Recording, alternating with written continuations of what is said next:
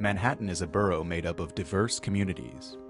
Communities with different wants and different needs. And that's why it's up to you, the voter, to make that important, educated decision about who will represent your district. Listen to the views from prospective candidates and incumbents, and decide who gets your vote for the race to represent. Your source for multimedia coverage of Manhattan elections. Presented by Manhattan Neighborhood Network. Go to www.mnn.org.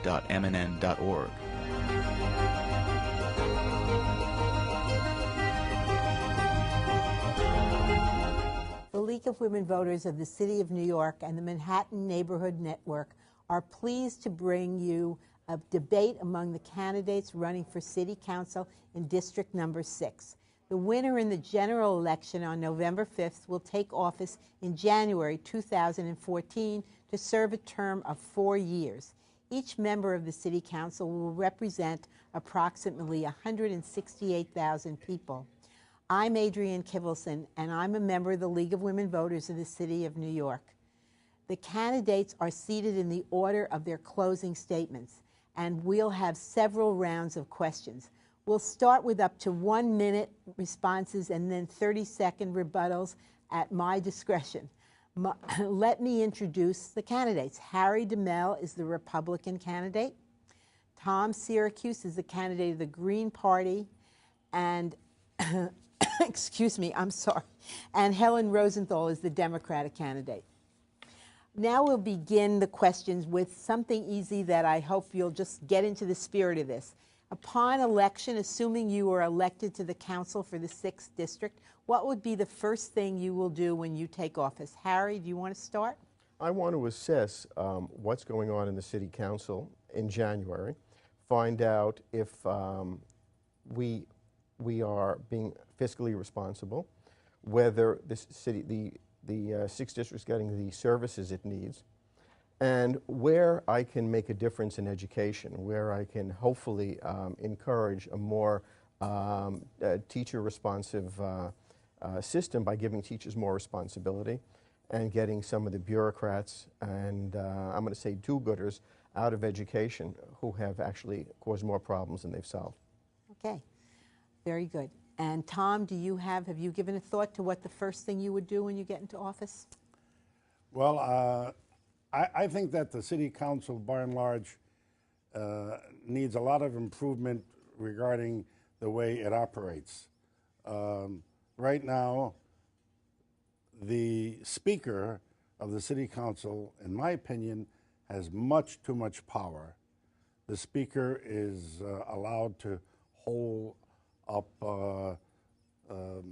legislation, and even if the majority of the council, or more than majority, veto-proof number of council people votes for a bill, that the Speaker is allowed to just not consider it. And so that would be the first thing, to open up the City Council. The City Council.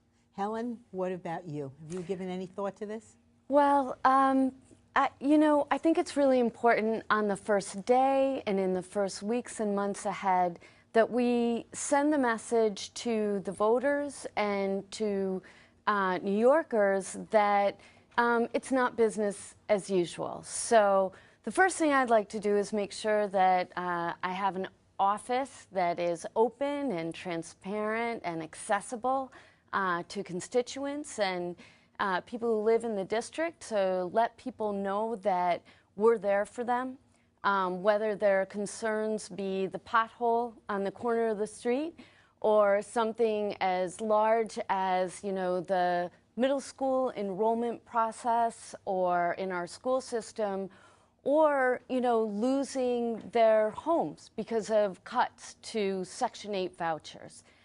There are a wide range of issues, and the most important thing, I think, for the city council person to get across is my door is open for you to our constituents, but also that I look forward to working with my fellow council members. And so the door is open for them too, and I'm really looking forward to getting on to day number 2. Okay. I think we'll come back to this as you go along in the answers and questions and have other ideas about what you want to do quickly. One of the big issues facing the city, and is very prevalent in your district or in the district you hope to represent, is the problem with housing. Everyone is talking about providing affordable housing. With reduced government funding and more people coming to New York and a greater difference in incomes, how would you go about trying to provide or work to provide affordable housing in New York? Tom, would you like to start? That's a huge problem in District 6 as well as throughout the city. Lower and middle income people coming into New York looking for an apartment face a crisis. There really is no affordable housing left in New York City, and particularly in a district like District 6 for working class people that may get a job, say in the fire department or bus driver or whatever, and would like to live in the city. So we really have to get affordable housing. There's plenty of housing for upper class people. In fact, the district is inundated with these high-rise luxury buildings going up all over the West Side, and that has a very negative impact not only on the original character of the neighborhood, but also on it has an environmental impact, and it also has an impact on the small businesses, where it's so expensive there that the landlords now can raise the rents and force small business out. Okay. Helen, your thoughts on affordable housing? Well, I think everyone can agree that over the last 12 years at least, there's been an influx of luxury developments, so that the people who can find apartments and where there is a place for them are people who are in the higher income brackets. What we don't have, and what the implications of that is, that we've lost ground with affordable housing. You know, the mayor always likes to say that he's added 160,000 units of affordable housing during his tenure. That's wonderful. We've, at the same time, lost 400,000 apartments, affordable housing units. That divide is only increasing. We have more luxury rentals and fewer apartments that are affordable to people. And we have to look to every way possible to reverse that. We have to think creatively, out of the box. That can range from mandatory inclusionary zoning to you know, more rent control, to making better negotiations, ones that can work to help stabilize the middle class and help advance working people. Okay. And let's go back. Harry, do you have some thoughts on affordable housing? Well, my first thought is that the luxury housing is paying the taxes that should be supporting, supporting all our city services, but also might be used as leverage to build, to encourage builders of future buildings to also provide middle or lower class housing. I think government-controlled housing has not worked so well. And like my colleague, John Burnett, is running for comptroller, feels that maybe some of the public housing should be co-opted and allow some of the people to own their apartments. You know, the best way to appreciate what you've got is to own it. I think that when we do encourage new building, not going to happen in the 6th District, but it might happen in other areas of Manhattan in the city, we should encourage them to not only provide commercial or luxury housing, but a certain percentage of middle or low income housing. Again, it's the taxes of the high income owners that support this. While you all have, well, the 6th District has a large, oh, Helen, you want to add something? Well, I do. I mean, you know, it is true that wealthy people who live in New York pay taxes, which helps city government, you know, work well, and that's, of course, very important. It's come at the expense, really, of of affordable housing. So here's a clear example.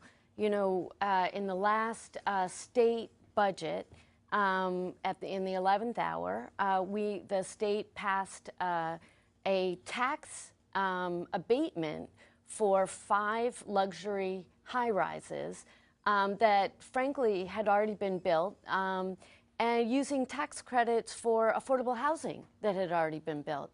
So I think the way that that luxury development has happened in the city has left us with, you know, in total, $1 billion worth of tax abatements that the city loses every year. Tom, you want to add something? Well, both candidates mentioned programs like allowing private developers, giving them subsidies to put in some affordable housing.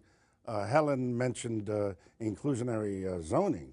To me, inclusionary zoning actually exacerbates the problem, because it allows private developers putting up these luxury high-rise buildings to exceed the zoning regulations as to the size and height of these buildings. And we already have this problem on the west side, where in other words, if the zoning is for a 30-story building with inclusionary zoning, that building could be at least 40 stories, and if he includes a little more affordable housing, it could be 50 stories. That's the last thing we need. Well, we're going to come back to this. We're going to have a greater discussion on this. Let me pick up on that, though, because you've mentioned tax abatements in various ways. There's now a tax abatement program, as you mentioned, that gives the owner a right to build more if they put in affordable housing. There's been a debate on whether there should be a 20% affordable housing, 30%, 35%. Is this something that you would consider as a way to build additional affordable housing? Do you think it should be a larger percentage if there is a tax abatement involved? Does anybody want to start on that one? Helen, you wanted to get in there, so what? Well, I think, you know, Tom raises a very good point about how inclusionary zoning has been negotiated over the past 12 or more years. That is, should a developer want additional height or space to develop, they would have to include affordable housing. I'm actually talking about something a little different. Talking about changing the rules. If we make inclusionary zoning mandatory, we're saying that, yeah, we're not going to give you more stories. We're not going to give you more floors. We're not going to give you more height or room. We're saying if you want to build what you're proposing, even, you know, without asking for a variance, you need to include affordable housing. And, you know, my goal would be to push as hard as we could for as much affordable housing as possible. I don't think we should be, our hands should be tied to precedent. You know, some people are talking about 50% affordable housing with 30% middle income and 20% moderate income. I think we need to open the door to a broader discussion. So Harry, how do you feel about that? Well, it doesn't have to be necessarily. I think government sometimes has too much control in the details of these things. But I would say that if someone wants to build, we might say that they have to provide some middle or lower income housing, but it doesn't have to necessarily be in the exact same place. In other words, they could build a high-rise with a high tax base, which helps the city significantly, and say, well, another part of Manhattan, maybe they'll buy a property, and which is maybe percentages, we could argue over the percentage, say 20% of the high-rise will be built somewhere else. That will give builders a lot of flexibility in building where they really want to build, and helping let's say the less rich, the less wealthy in other places in Manhattan. Tom, you want to comment on that? I think that we do not need to give wealthy, big real estate developers all of these perks. They are perfectly capable of putting up buildings and making huge profits without public subsidies. I'm against inclusionary housing and under any guise, whether it's zoning or, and by the way, the so-called affordable house units that are included in these buildings are not so affordable. It's based upon the average income of the district, and here in District 6, the income is quite high, so you can get people coming in, getting these affordable units whose income may be $100,000 a year.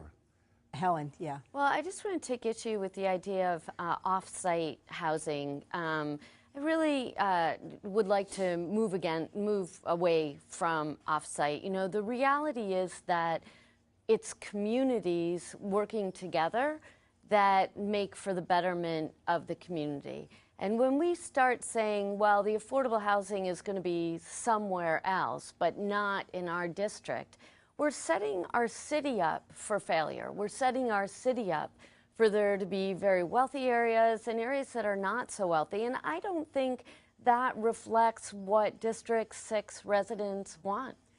District 6 has a great deal of luxury housing. It also has a significant number of public housing units. And what public housing is now in great difficulty because the federal government has really stopped funding it.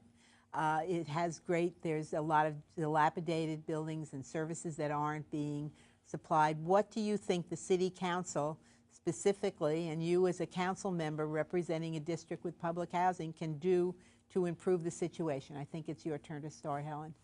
You know, it's true. We have quite a bit of public housing, and the people who live in those buildings and in those apartments, they deserve better. They deserve better from their government. And, you know, I think as a council member, and as a city council, we need to do everything we can to make the most out of the money that we do have. It's not clear to me that the way that NYCHA spends its resources is in any way effective or efficient. You know, it's not clear to me that they are, you know, spending the money where it needs to be spent or investing wisely. And the first thing I'd like to do is hold a hearing to understand what their priorities are and how successful they are in managing those priorities. Okay, Harry.